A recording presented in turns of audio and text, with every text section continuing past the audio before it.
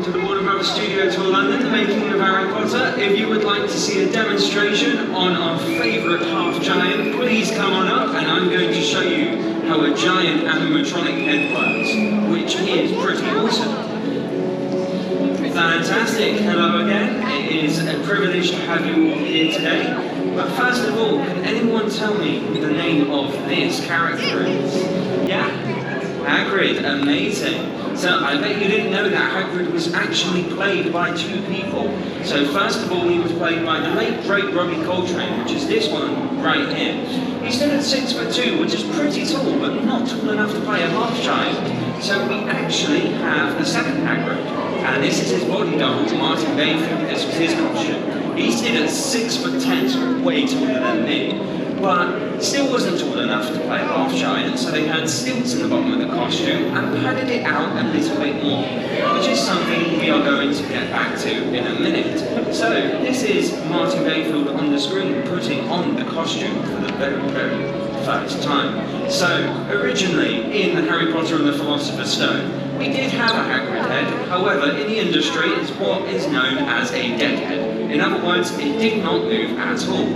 However, our director for the third film, Alfonso Cuarón, really wanted to add some animation to Hagrid. So they managed to do something like this, which is pretty interesting. So we've got these shots over here. So Martin Bayfield will be used for shots that were further away, so such as Hagrid lifting the Christmas tree, Hagrid at the platform, or Hagrid dancing with Madame Maxine in Goblet of Fire.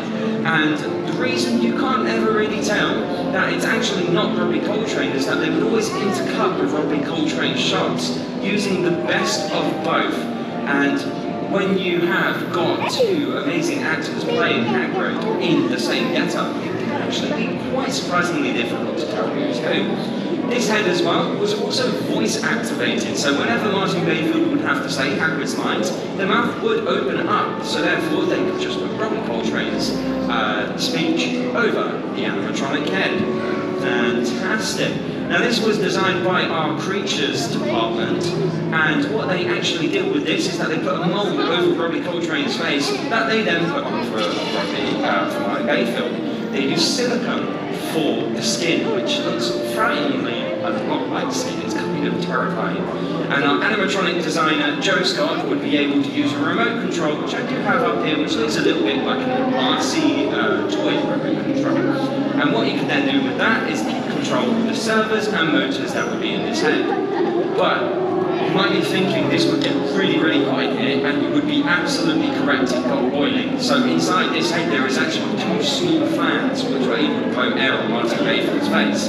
But as well as that, going back to this costume, which remember I said was very big, yes, he would get very hot in this as well because he had to wear it all day. So there are actually cooling pipes running down the back that would pump cold water around his back just to keep him warm.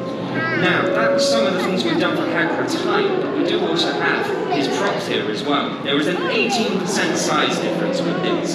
So the taller ones for Martin Bayfield, the shorter ones for Robbie Coltrane.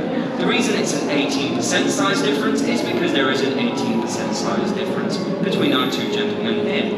But we do have another way we can deceive people with height in the filmmaking world, and that is Hagrid's table over there uses a technique called forced perspective, which is able to make objects and people seem larger or smaller within the camera lens, which is very smart. Now that was this demonstration on Hagrid, but if you would love to head over to my colleague over there, who is going to demonstrate the Charms classroom and some behind-the-scenes magic behind one of the most iconic scenes in Harry Potter and the Philosopher's Stone. Enjoy the rest of your tour.